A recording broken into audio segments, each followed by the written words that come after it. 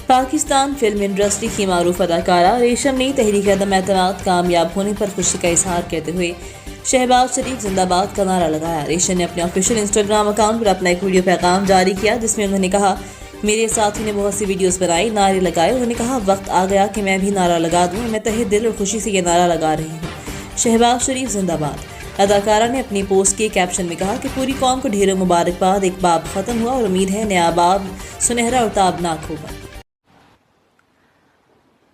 मेरे बहुत सारे कोलीग्स ने लेटली बहुत सारी वीडियोस बनाई, बड़े नारे लगाए, और अब वक्त ने मुझे भी मजबूर किया है कि मैं दिल की गहराइयों से एक नारा ज़रूर लगाऊं, और वो नारा है शहबाज शरीफ जिंदाबाद, पाकिस्तान जिंदाबाद।